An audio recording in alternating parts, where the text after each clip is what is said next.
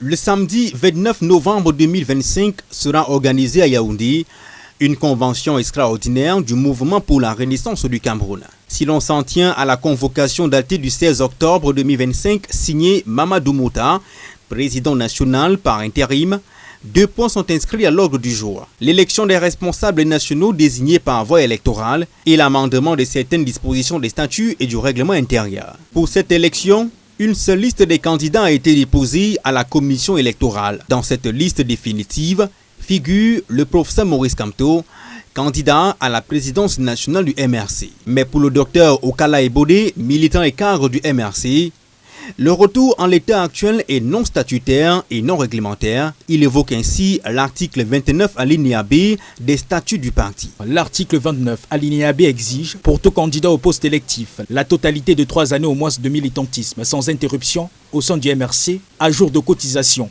Même en retenant l'hypothèse la plus favorable d'une réadhésion immédiate après sa démission, le professeur Maurice Kamto ne peut, au 29 novembre 2025, justifier que de quelques mois de militantisme continu, très loin des 3 années requises. D'après le docteur Okala Ebode, la démission de Maurice Kamto a de fait annuler les droits et avantages liés à la qualité de membre du parti. À partir de cette date, l'ancienneté militante repart immédiatement à zéro. Au regard des statuts de décembre 2023, article 28, 29B, 30, 49, 50, 51 et de son règlement intérieur, articles 68 et 72, le retour du professeur Maurice Kamto comme président national dans les conditions et le contexte actuels et sans reconstitution d'ancienneté est juridiquement irrecevable et politiquement nocif. Sauf que le Conseil national du parti, qui est un organe intermédiaire entre le directoire et la convention, peut, au regard de l'article 19 alinéa B des statuts, prendre des décisions pour le bon fonctionnement du parti. C'est ce que souligne Justin Noir. Le secrétaire général adjoint du MRC relève que Maurice Kamto a plus de 10 ans de militantisme sans interruption et que sa démission a été faite dans l'intérêt du parti,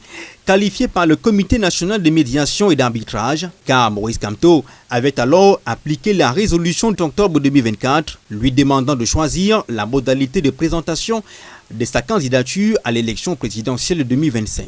Conseil du 6 septembre 2025 a dans la 3e résolution demandé au professeur Maurice Kamto de revenir dans les meilleurs délais à la tête du MRC. Maintenant, au terme de l'article 68 du règlement intérieur, le directoire a convoqué une rencontre extraordinaire le 29 novembre prochain. Mais avant, le professeur Kamto avait saisi le Comité national de médiation et d'arbitrage pour sa réintégration. Le CNMA a pris la décision numéro 006/2025 du 3 octobre 2025, le réintégrant comme militant du MRC, tout en indiquant que sa démission faite dans l'intérêt du parti n'a pas eu un effet interruptif dans son militantisme. De plus, Maurice Kamto a plus de 10 ans de militantisme sans interruption. Par conséquent, il peut être candidat à la fonction de président national.